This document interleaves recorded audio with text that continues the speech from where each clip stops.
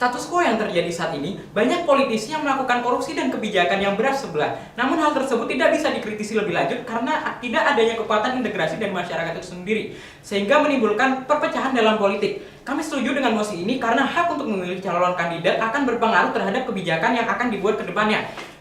Kemudian, kalaupun ada pro dan kontra terhadap kebijakan tersebut, saya akan membuktikan kenapa hal ini tidak apa-apa dengan pemberian hak suara. Apa yang ingin kami capai dalam perdebatan kali ini? Kami menginginkan adanya atmosfer politik yang lebih sehat ke depannya. Sebelum masuk ke argumen, saya akan memberikan beberapa klarifikasi. Yang pertama, bahwa perdebatan ini terjadi di negara demokrasi seperti Indonesia memiliki hak vote untuk memilih presiden, gubernur, dan lain sebagainya.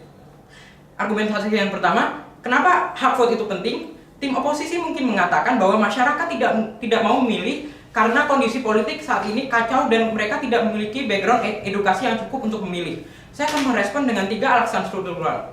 Yang pertama, bahwa pahami bahwa kondisi politik saat ini sangat korup, misalnya pemerintah sangat problematik dengan kebijakan yang dibuat. Kenapa ini bisa terjadi? Karena adanya perpecahan suara ketika menentukan kandidat politik. Perpecahan yang dimaksud adalah orang-orang yang tidak memiliki ketertarikan dalam bidang politik itu sendiri. Alhasil ketika kebijakan yang dikeluarkan, masyarakat yang apatis tidak bisa mengkritisi kebijakan tersebut sama sekali. Kalaupun ada yang melakukan demonstrasi misalnya, itu hanya sebagian kecil dari masyarakat sehingga dampak yang ditimbulkan tidak akan masif. Oleh karena itu, keterlibatan dalam pendidikan, dalam perpolitikan itu sangat penting. Mengapa? Karena pertama, masyarakat akan memilih dan mengevaluasi berdasarkan kontribusi yang dilakukan, sehingga hal ini akan mencegah adanya pemerintahan yang korup karena masyarakat akan memilih kandidat yang memberi kontribusi yang signifikan. Tidak hanya dalam masa kampanye. Misalkan, orang-orang menilai Bu Risma lebih baik dibandingkan dengan Puan Maharani dalam seleksi kandidat presiden dan wakil presiden, karena Bu Risma memiliki kontribusi yang signifikan secara bertahun-tahun, sementara Ibu Puan Maharani baru terlihat berkontribusinya dalam kampanye baru-baru ini. Yang kedua, masyarakat memiliki hak demokrasi untuk memilih pemimpin selanjutnya, sehingga ketika ada kebijakan berat sebelah, maka masyarakat akan mengkritisi kebijakan tersebut.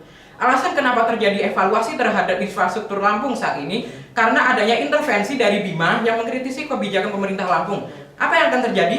Pemerintah akan mengevaluasi besar-besaran berdasarkan kritikan tersebut.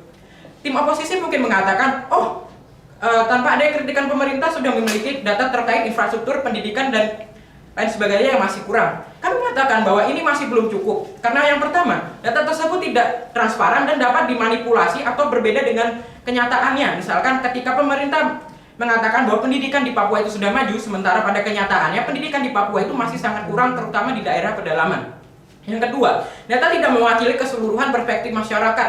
Banyak masyarakat yang melakukan bentrok terhadap negara atau bahkan ingin keluar dari negara Indonesia bukan karena kurangnya infrastruktur, tapi karena adanya diskriminasi yang dialami oleh mereka. Misalkan OPM, Organisasi Papua Merdeka, yang melakukan pemberontakan karena ketidakadilan dalam hal ini bisa diketahui ketika pemerintahan terjun langsung ke masyarakat seperti di era pemerintahan Gus Dur, di mana Papua ingin mendirikan bendera mereka sendiri asalkan tidak lebih tinggi dari bendera Indonesia. Dan yang kedua, intervensi dalam dunia politik akan menciptakan retorika dan dinamika politik yang lebih sehat. Kenapa? Karena yang pertama, ruang politik untuk membicarakan politik itu lebih terbuka.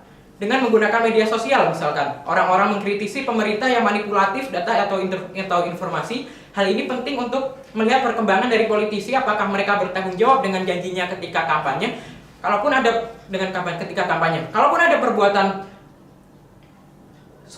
kalaupun ketika ada perbedaan suara seperti itu tidak mengapa. Kenapa? Karena ada check and balance antara informasi yang didapat dengan suara ketika pihak ketiga, misalkan ada program Mata Najwa, KND, dan lain sebagainya.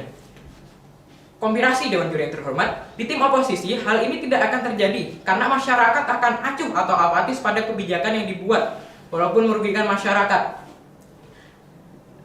Dan di tim pemerintah, kalaupun politisi itu yang dipilih tidak bertanggung jawab, setidaknya yang pertama, masyarakat memilih berdasarkan kontribusi yang dilakukan oleh kandidat tersebut. Dan kedua, ini akan menjadi evaluasi untuk kedepannya, misalkan melihat track record bagaimana atau apa kebijakan yang dibuat dan lain-lain sebagainya. Ketiga, kalaupun jika permasalahan orang menjadi apatis karena tidak memiliki background edukasi politik yang bagus, itu tidak mengapa, karena yang pertama, perkembangan politik di masyarakat itu sudah lebih baik, walaupun mereka itu ikut-ikutan, setidaknya mereka memiliki informasi kandidat yang mereka pilih melalui contohnya internet, televisi, dan lain sebagainya. Yang kedua, ada banyak expert dalam politik yang akan memberikan pandangan-pandangan rasional mereka kepada calon kandidat sehingga yang akan dipilih, sehingga hal ini akan menjadi pertimbangan bagi masyarakat-masyarakat yang kurang memiliki background edukasi politik yang bagus, sehingga hal ini akan menjadi pertimbangan untuk memilih calon kandidat ke depannya. Sekian dan terima kasih.